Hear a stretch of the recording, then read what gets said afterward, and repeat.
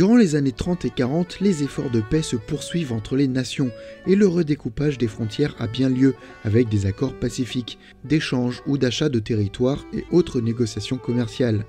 L'Europe trouve un équilibre durable avec, à l'exception de quelques nations, la doctrine de la Lebensreform en fer de lance. Il en est de même pour les empires coloniaux, qui ont éclaté pour rendre indépendants leurs territoires pour leurs peuples locaux d'origine, tout en conservant des liens étroits de collaboration et de commerce. Les considérations environnementales deviennent primordiales dans l'établissement des nouvelles industries ou technologies. N'ayant pas connu de Seconde Guerre mondiale, le développement du nucléaire, tant militaire que civil, n'a pas lieu. Néanmoins, la nécessité de remplacement des centrales à gaz et charbon se fait de plus en plus ressentir. La technologie du photovoltaïque, testée depuis 1883, tente d'améliorer son rendement d'année en année. Au tournant des années 50, il n'est plus rare que chaque nouvelle construction soit dotée d'un panneau solaire ou d'un système éolien. Les barrages hydroélectriques et centrales marémotrices se développent également.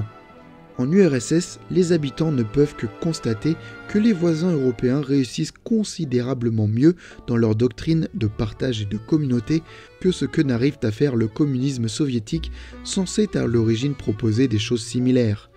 Si bien qu'en 1956, 3 ans après la mort de Staline, une seconde révolution russe renverse le pouvoir.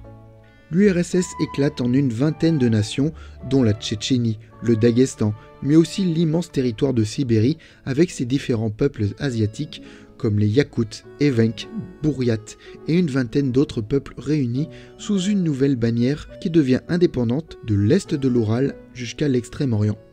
Certains territoires sont redistribués à des pays limitrophes comme à l'Ukraine, la Lituanie ou une partie de Carélie à la Finlande. Le pays de Russie en tant que tel, avec son peuple russe, devient tout le territoire restant de ce morcellement.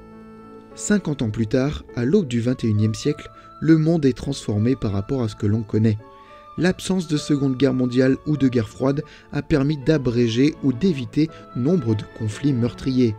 Le monde occidental s'est développé massivement sur des principes fondateurs de la Lebensreform, qui ont évolué et se sont améliorés avec le temps, ou subdivisés en sous-branches formant différents partis politiques ou doctrines que tout un chacun peut choisir dans sa philosophie de vie. Au fil des décennies, certains principes ont filtré vers l'Afrique, qui adapte son développement sur ce mode, et l'Asie, qui les mélange à ses traditions millénaires. Cela prend particulièrement bien au Japon, où le shintoïsme est déjà une croyance fondée sur le respect de la nature et des esprits de celle-ci. En Europe, s'il n'y a pas d'Union européenne, la coopération et commerce facilité existent néanmoins bel et bien.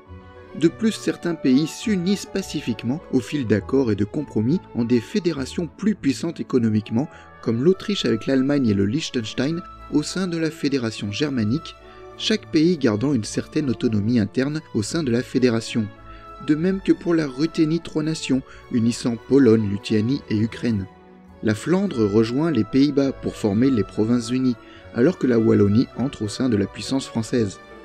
Au nord de l'Europe, la Confédération monarchique de Scandinavie réunit le Danemark, l'Islande, la Norvège, la Suède et la Finlande en une confédération où chaque royaume conserve une autonomie importante. De cette union en ressort une superpuissance nordique ultra-moderne et écologique où l'héritage de la réforme est le plus fort de toute l'Europe. En Europe centrale, à l'inverse, chaque peuple désire son autonomie menant à de nombreux nouveaux États. Écologiquement, le monde se porte considérablement mieux, avec des villes modernes très vertes et fonctionnant en bonne partie aux énergies renouvelables qui se sont largement améliorées en 60 ans de développement. Ce monde plus vert et pacifiste pousse l'humanité vers un avenir radieux.